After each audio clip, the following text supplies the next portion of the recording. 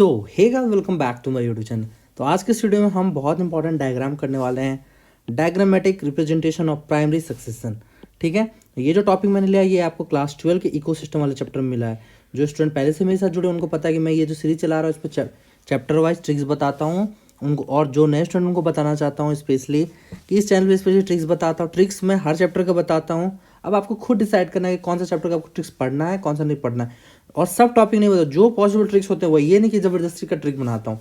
ठीक है, तो आप आगे वीडियोस देखो, अगर आपको पसंद आया तो आप ट्रिक से पढ़ सकते हो। तो देखो, ये जो डायग्राम है इकोसिस्टम का, diagrammatic representation of primary succession, ये तो एक बेसिक डायग्राम है। लेकिन इसमें क्या होता है कि कभी कभी, क्योंकि एनसीईआरटी में दिया और ऑब्वियस बात है आपको एनसीईआरटी की सारी चीज़ याद करनी पड़ेगी।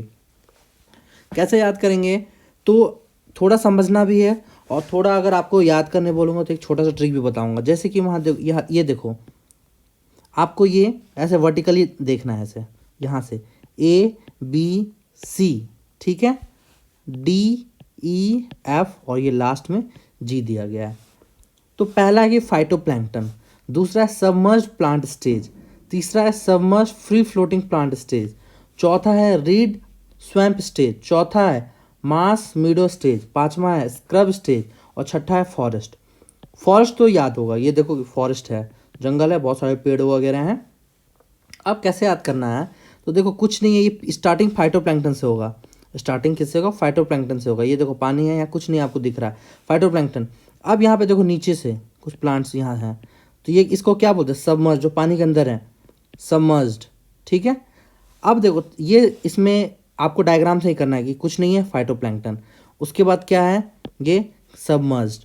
ठीक है, यहाँ पे देखो, ठीक है।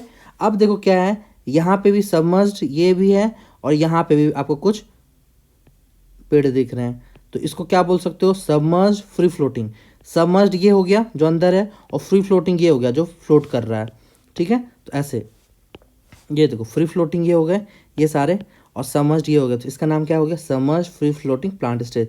तो पहला स्टेज क्या था? फाइटोप्लैंक्टन, दूसरा स्टेज था सबमर्ज्ड, तीसरा है सबमर्ज्ड फ्री फ्लोटिंग, कुछ नहीं है, नीचे से थोड़ा बढ़ गया या नीचे ऊपर भी आने लगे। ठीक है, अब रीड स्वैम्प स्टेज में और बढ़ने लगा, मास मीडो में बहुत बढ़ने लगा, स्क्रब में बहुत बड़े बड़े हो गए, और लास्ट में जो लास्ट होता है फॉरेस्ट, वो बहुत ज़्यादा पूरा एरिया जंगली हो गया। तो कैसे हम याद करेंगे? तो याद करने का ट्रिक है कि पहला तो फाइटोप्लैंक्टन सिंपल, दूसरा आपको देख के समझना है क्या कि सबमर्ज्ड मतलब समझ तो क्या हो रहा है कि पानी के अंदर यहाँ पे है, तो दूसरे में भी ऐसे याद रख सकते हो। तीसरा भी डायग्राम से देखोगे कि ये सबमर्ज्ड हो गया और ये फ्री फ्लोट हो रहा है, बाहर में जो है फ्लोटिंग, तीसरा हो गया। अब ये तीनों तो आपको याद कर सकते हो ईजिली से, लेकिन चौथा read swamp, mass मीडो and scrub, ये याद करने में आपको प्रॉब्लम होगा। तो इसको हम कैसे याद रख सकते हैं? तो इसको RMS से याद रखो, RMS। अगर आपने क्लास 9 10 वगैरह में रूट मीन स्क्वायर वर्ड सुना होगा मैथमेटिक्स में, रूट मीन स्क्वायर RMS, तो आपको क्या याद रखना है? Root mean square, root mean square. R से आपको याद रखना है रीड, ये देखो ये रीड, रीड, अगर रीड याद रखोगे तो रीड स्वयं पढ़ोगे तो याद हो जाएगा। M से आपको याद रखना मार्स, पूरा क्या नाम है? Mars मीडो stage.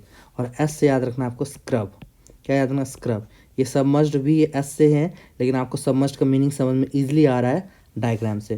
तो मैंने क्या बोला आपको याद करने के लिए? RMS, R से रीड स्वैम्प, R से मार्स मीडो, S से स्क्रब। ये R रीड स्वैम्प, ये M मार्स मीडो, R से रीड स्वैम्प, M से मार्स मीडो, S से स्क्रब। ठीक है, तो ऐसे करके याद कर सकते हो। तो आई होप कि ये वीडियो पसंद आया होगा। अगर वीडियो पसंद आए तो चैनल को लाइक करना, शेयर करना, सब्सक्राइब करना। Thank you.